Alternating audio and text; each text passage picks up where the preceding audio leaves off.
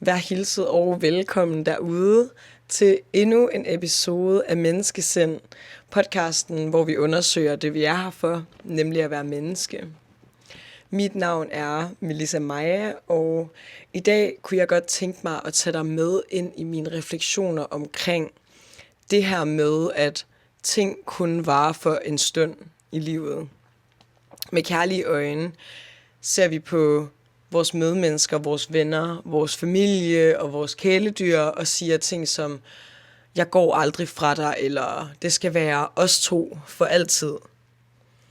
Men sandheden er jo, at der ikke rigtig er noget, der varer evigt, og at momenter passerer, og relationer og kærlighed opløses.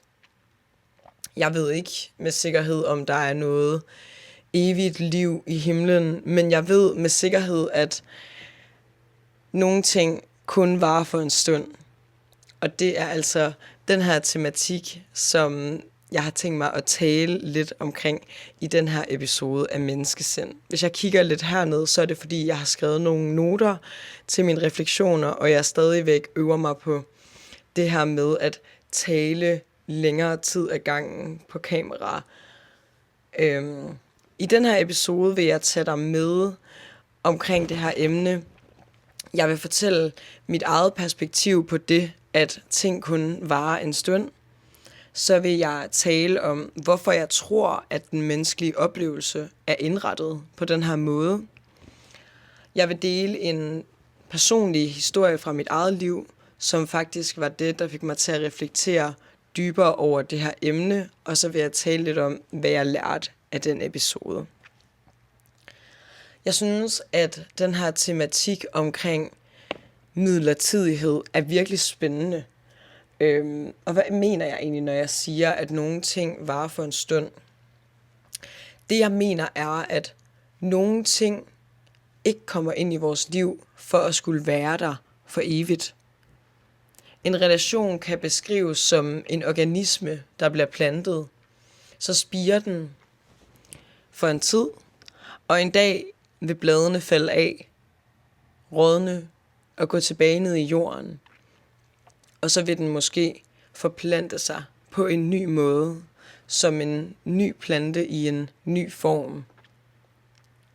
På den måde kan man reflektere over, hvorvidt noget faktisk er midlertidigt, eller om det bare opleves som midlertidigt, og selve den bagvedliggende livskraft er evig. Men det er en lidt større og mere filosofisk diskussion. Så i dag undersøger jeg blot emnet om, at nogle relationer i livet er midlertidige, og ikke ment til at skulle vare for evigt. Da jeg var yngre, der troede jeg, at de ting, der føles godt, det var meningen, at de skulle vare for evigt. Men nu i dag, efter at være blevet ældre, forstår jeg, at de ting, der føles godt, gør det netop fordi, de ikke varer evigt. Jeg føler, at det her med, at ting er midlertidige, er en invitation til at nyde tingene, så længe de varer. At midlertidigheden er en invitation til at nyde nutiden. Og hele den balancegang, synes jeg faktisk er meget fin. Det var også sådan, jeg tænkte omkring min islagkage, som jeg sad og spiste på en café i Lyngby, mens jeg sad og skrev nogle af de her refleksioner ned i min dagbog. Jeg nød den i dens afgrænsethed, så længe den varede. Og jeg nød den ekstra meget, fordi jeg vidste, at jeg ikke havde uendelige mængder af den. Er det stadig islagkagen, vi taler om?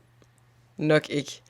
Jeg tror mere, at det er livet i sin essens. Essensen er det smukke ved, at vi er her for en stund, og de oplevelser, vi oplever, er også blot en stund. Et enkelt fragment i et univers, en enkelt pixel på en computerskærm. Der var engang en meget klog forfatter. Jeg har aldrig læst nogen af hans bøger, og jeg kender ham faktisk ikke. Jeg har bare set det her quote. Så jeg har heller ikke sådan, jeg tror han hedder J.B. Bennett, fordi jeg var lige inde og søge på ham, inden jeg brugte hans citat i mit skriv. Men det han sagde, oversat til dansk, han sagde: vi er summen af alle vores oplevelser. Det synes jeg var virkelig, virkelig smukt at tænke på, for jeg mærker virkelig, at midlertidigheden bringer en fantastisk gave om, at vi skal nyde tingene, så længe de varer, og at hele vores eksistens ligesom er en sum af alle de oplevelser, vi så har haft, og alle de møder, alle de ting, vi har oplevet, er det, som der former os som mennesker igennem hele livet. Når vi taler om healing og selvudvikling, så hører jeg ofte den her med, at give slip på det, og give slip på dat. Og det er ikke nødvendigvis, fordi der er noget forkert i, at skulle give slip på en gammel strategi, eller en relation i en healingsproces, men jeg tror, det er meget vigtigt også, ligesom at have det på plads. Hvad er grunden til, at jeg giver slip på det her? For lad mig komme med et eksempel. Jeg har prøvet at kvitte smøger rigtig mange gange i mit liv, og det har været sådan, bare give slip på trangen, og give slip på tanken om, hvor det var sådan meget sværere for mig at rent faktisk gøre det, når det blev til jeg skal bare stoppe med at ryge op i mit hoved. Og det jeg ligesom fandt ud af, var, at det handlede ikke om, at jeg skal give slip på smøgerne, men jeg skulle ligesom tage afsked med den identitet, den version af mig, som har behov for smøgerne. Og der føler jeg, at der er en stor forskel. Og ofte så hører jeg lidt, når jeg hører folk tale på nettet om just let go and let God, at det kommer lidt til at lyde som en knap, man bare kan trykke på sådan, okay, så trykker vi på giv slip-knappen, og så er det traume bare ude af verden. Men hvis vi er summen af alle vores oplevelser, kommer jeg til at reflektere over, hvad er det så i virkeligheden, vi giver slip på? Så giver vi jo slip på noget, og det at give slip på noget, fortæller noget om, at vi er separate fra noget inde i os. Så er det i virkeligheden, det vi skal give slip på, er illusionen om, at vi var i kontrol i første omgang.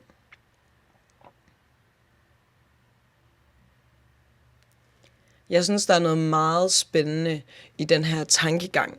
Den her kombination af at give slip, at skulle give slip, at se det som en bevidst handling. Jeg giver slip på det her. Og at give slip på at skulle give slip. For jeg føler netop, at det faktum, den sandhed, at ting kun varer for en stund, at ting ikke varer evigt, men at relationer og momenter planter, at rigtig, rigtig mange ting her på jorden, hvis ikke alle ting, jeg kan næsten ikke komme i tanke om noget, der varer evigt. Så jeg føler, at midlertidigheden faktisk laver den her proces for os, hvis vi vælger at om nogen give slip på kontrollen og give slip på illusionen. For først når vi prøver at holde et fast greb om og prøver at kontrollere livet, først der er det, at livet skaber modstand. For du prøver at gøre dig til herre over noget, som i virkeligheden er meget større end dig. Det svarer sig nok lidt til at prøve at skubbe en bølge i havet. med dine 2 bare hænders kraft.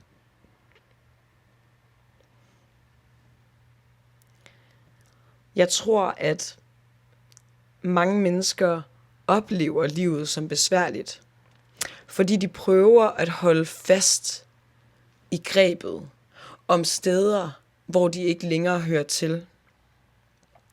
Fordi de er fastlåste i et mindset af, hvis jeg holder fast nok, hvis jeg nu holder grebet virkelig, virkelig fast, så skal det hele nok løse sig. Hvis jeg bliver ved med at være, hvis jeg bliver ved med at kæmpe, så skal det her forhold nok blive bedre. Jeg bliver ved med at prøve at kontrollere, hvad end situationen er. Når alt deres sjæl i virkeligheden længtes efter, er, at de løsner grebet en smule. Læner sig lidt tilbage i tillid til, at livet er præcis som det skal være. Det går sin gang. Det har helt sin egen bølge, har jeg lyst til at kalde det. Bølge af begivenheder. Meget, at der er en grund til de forskellige ting, du møder i dit liv. Og nogle gange er de relationer, som er mest betydningsfulde, ikke nødvendigvis de relationer, som varer i længst tid. Jeg føler, der har været en tankegang om, at den kærlighed, der er mest ægte, er det forhold, der har varet i længst tid, eller det par, der har været gift i allerflest år. Og det tror jeg faktisk ikke rigtig på. Jeg tror tværtimod, at der er rigtig mange mennesker, som prøver at forevige og klinge sig til noget, de engang kendte, men hvor udløbsdatoen for længst er overskredet. Hvad vil der ske, hvis vi slap grebet en lille smule og turde lade os ride med livets bølge, med livets flow, ud i det ukendte, ud i det udviklende, ud i det flydende. For livet er flydende, som en ballet mellem tryk og utryk. Og nogle afslutninger er en form for vækst. Det samme gør sig gældende i menneskers relationer og måder, vi er tilknyttet til hinanden. Nogle er som blade. De bliver for en kort stund, og der er mange af dem. Andre er som kviste. De bliver lidt længere, men kan stadig knække, når vinden raser fra vest. Nogle er som grene. De kan blive en del sæsoner og føles evige, men selv tykke grene kan knække, når de bliver kapret af stormen. Alle bliver de holdt af stammen, som med sine rødder plantet solidt står fast igennem mange sæsoner. Rødderne, som er tæt forbundet til hele træets system. Kernetræet, som er det træ, der er inde i stammen, er symbol for dette livs allerinderste kerne. Et samlet system. En dynamisk proces, der udspilles. Bladet, ikke mindre vigtigt end grenen. Ikke mindre betydningsfuldt end kvistene. Alle er de med til at forme stammen, der hele året indsamler data, som udfoldes til ringe. Summen af dens eksistens. Som en uundgåelig erfaring. En cyklus følges af den næste. En relation afsluttes, følges af den næste. Bladrelationer kan være lige så banebrydende data som den tykkeste gren. Betydningen handler ikke nødvendigvis om mængden af tid. Jeg føler, at det her er det, som jeg prøver at beskrive. At grenrelationen ikke nødvendigvis er den mest betydningsfulde relation, fordi den har været på din stamme i mange år. Nogle gange kan et blad gå ind og ændre dataene, ændre noget i systemet på en måde, som er udslagsgivende for den udvikling, du står i. Jeg mødte en fyr en sen aften på en klub i København. Lad os kalde ham for James. Men på det her tidspunkt af mit liv var jeg stadig i en relation med min ekskæreste. Jeg forsøgte stadig at få det her forhold op at køre. Efter flere måneder, hvor der havde været et tillidsbrud i vores relation. Det her korte møde med James var en blandt andre ting, som fik mig til at reflektere over, om der var nogle dele af mig selv, som jeg manglede i mit forhold til min ekskæreste. For efter jeg havde mødt ham, blev han ligesom en intrusive thought, der kunne komme når som helst. Og jeg så det ligesom et signal om, at min bevidsthed søgte andre steder hen, end der, hvor jeg rent faktisk opholdt mig. Men jeg prøvede så hårdt på at få det her forhold til at fungere. For der var dele af mig, som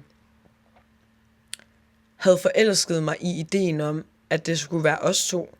Og det skulle være os to for evigt, og de ting, der var sket, dem kunne vi godt sammen finde ud af. Vi kunne godt sammen undersøge og arbejde med. Og i virkeligheden var det en illusion, jeg havde skabt for mig selv, for at prøve at kontrollere det, jeg var i. Fordi der havde været tillidsbrud, men trods alt kendte han mig rigtig godt. Og jeg synes, det var skræmmende at skulle ud igen og helt tilbage til, hvad er din yndlingsfarve? Okay, hvordan er du vokset op? Start helt forfra. Også fordi det her, det var et af de første gange i mit liv, hvor jeg havde prøvet i en relation, at en person har brudt tilliden.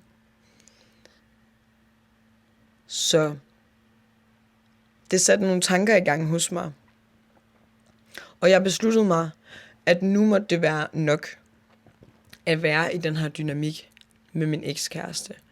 For jeg kunne se, at mange af de konklusioner, jeg var kommet frem til, mange af de problematikker, som der havde været i vores forhold, de blev ved med at genopstå som cykluser igen og igen og igen, men på en ny måde, i en ny form.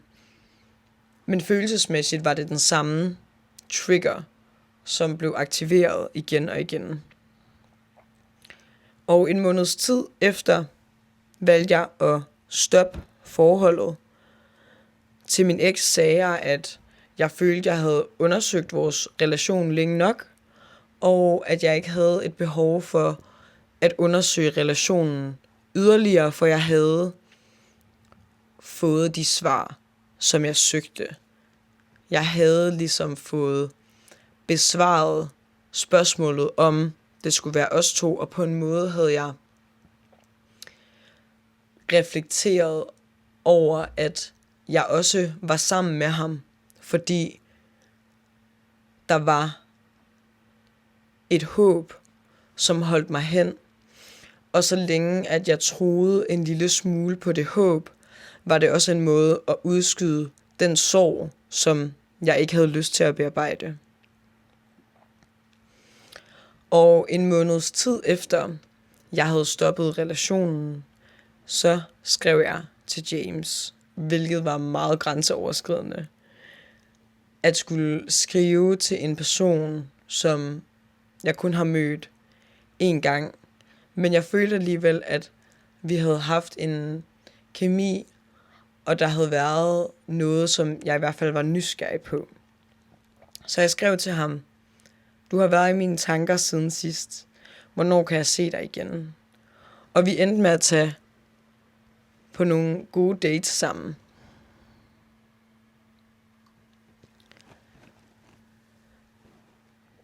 I starten af vores relation havde han så fortalt mig, at han skulle rejse hele vejen til Kina for at studere. Men det her havde jeg fuldstændig overhørt. Jeg ved ikke hvorfor, men jeg havde ikke hørt det. Så det var først omkring vores 3. date, da han mindede mig om det, at det ligesom gik op for mig, hvad det var for en situation, jeg stod i nu. Jeg tror, at en tidligere version af mig nok havde tænkt, at så er relationen jo egentlig ligegyldig. Fordi han rejser alligevel om på den anden side af jordkloden. Så hvad skal jeg bruge ham til? Han kan jo ikke blive kærestepotentiale. Alle de her ting.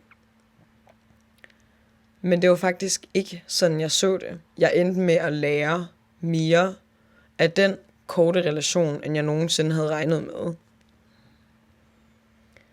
Fordi jeg lærte at være i en romantisk relation, uden at forsøge at forevige relationen i mit hoved. Konstant finde potentialer og bedømme, er det et green flag, er det et red flag, okay, det han gør nu, kan han lide mig, kan han ikke lide mig. På en eller anden måde, så var sandheden om, at han skulle rejse, noget, der gjorde vores midlertidighed endegyldig, og skabte en specifik dato, hvorpå vores relation skulle ophøre. Så det gav mig en mulighed for at arbejde med mit ellers ængstlige tilknytningsmønster, og frem for at se det som et nederlag, at han skulle rejse, frem for at tænke,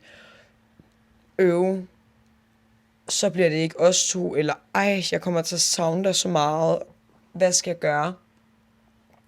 Så jeg det som en mulighed for at udforske, og det, at han skulle afsted, gjorde, at jeg bare kunne få paraderne helt ned. Der var ligesom ikke noget filter på, at jeg skulle være ekstra, fin, eller jeg skulle fremstå på en bestemt måde, for ligesom fremstå på en bestemt måde. Altså når man dater, så føler jeg, at man fremstår lidt pænere i starten, eller i alle relationer, også platoniske, også venskaber. Hele den her sådan start-up fase, den blev ligesom bare cuttet. Og så smed jeg bare paraderne, og var mega fjollet, og var mega skør, og var helt mit autentiske selv.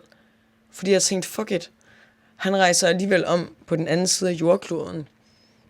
Jeg havde ligesom indfundet mig med, at det her var præmissen for vores relation. Og det gjorde, at jeg kunne være helt til stede i relationen. For når vi var sammen, når vi brugte tid sammen, så var jeg til stede i nuet. Det gav mig ligesom et rum, hvor jeg kunne være helt til stede i relationen. Jeg var ikke i fremtiden om, okay, hvordan vil det her se ud, hvis vi var kærester? Eller, hvad synes han om det tøj, jeg har på nu? Vælger han mig nu ikke til, fordi at jeg sagde dit? Eller hvad skal vores børn hedde? Jeg vidste, at han skulle rejse om på den anden side af jordkloden. Så jeg kunne ikke gøre noget forkert. Der var vitterligt ikke noget, jeg kunne gøre forkert, fordi at relationen alligevel bare var midlertidig, som den var. Og det var en ren sådan praktisk oplevelse i at øve detachment. Altså ikke at knytte mig eller binde mig op på ting, eller som jeg også talte om tidligere, det her med, at lige så snart vi prøver at få et greb om noget, og prøver at kontrollere det, der vil det gøre modstand. Det er også derfor, man ikke kan tvinge kærlighed frem, for du kan ikke tvinge nogen til at elske dig. Det er noget, der opstår. Og det meste af mit liv har jeg haft et ængstligt tilknytningsmønster, hvor jeg siden jeg var 13 kontinuerligt har været i en eller anden form for romantisk relation, hvad enten det har været et reelt forhold eller et situationship, så har jeg igennem de 10 år haft en sikkerhedsperson, hvis man kan sige det sådan. En person, jeg altid har kunne dele mit liv med. En person, som har været der til ligesom at kunne bekræfte mine oplevelser udefra.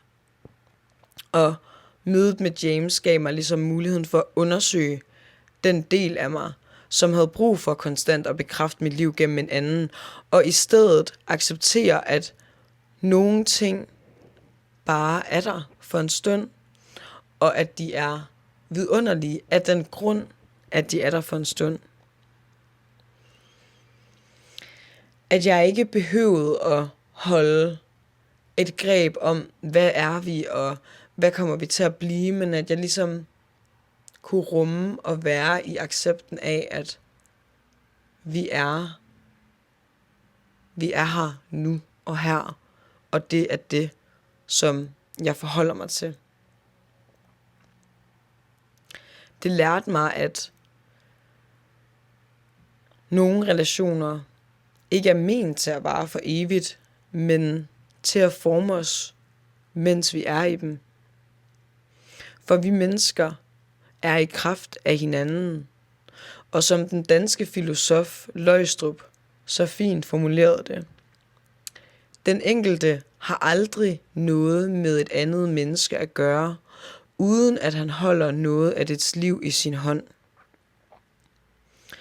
At opleve en relation være så midlertidig på den her måde, har lært mig noget om ikke at binde mig for meget til udfaldet i det, der opstår, og bare være til stede og i sidste ende indfinde mig med, at det alligevel ikke er mig, der kommer til at kontrollere, hvad den her relation bliver til.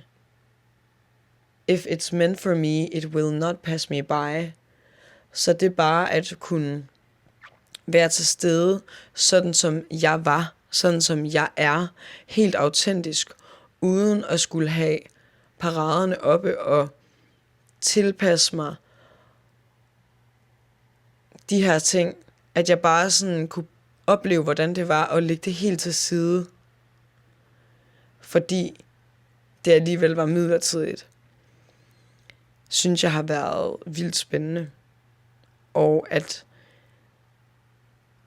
jeg også har fået reflekteret så meget over det, og lært så meget af det, synes jeg virkelig er sigende for, at det netop ikke er de relationer, som nødvendigvis varer længst, hvor der er den største mængde af kærlighed, eller den største mængde af lærdom, eller den mest banebrydende data, som systemet indsamler, men at det også sker i de små momenter, i de stunder, i de steder i livet, hvor man ikke prøver at lære en masse, eller prøver for hårdt på at udvikle sig, eller have en agenda på, i hvilken retning livet skal tage en. Så at vi frem for at sige til hinanden, at jeg er her for evigt, og det skal være os to for altid, måske burde sige, jeg er her med alt jeg er, lige nu og her. For vi kan ikke vide, om noget rent faktisk er for evigt. Har du haft en person i dit liv, som har været der blot for en stund, og som stadig lever i dig den dag i dag? Og hvilke tanker har du gjort dig efter at have hørt den her episode af Menneskesind? Jeg vil rigtig, rigtig gerne høre. Skriv det og del det med mig nede i kommentaren. Og husk at sprede en masse kærlighed derude og fred. Og gå ind og høre Alting var kun for en stund med Tina Mellem. Nogle ting, det var kun en stund. Så jeg vil nyde det, mens du er her. Lad mig nyde det, mens du er her sammen med mig. Så ikke gå din vej. Håber, at du nåede den her episode, og så glæder jeg mig bare til, at vi ses igen i næste uge. Bye!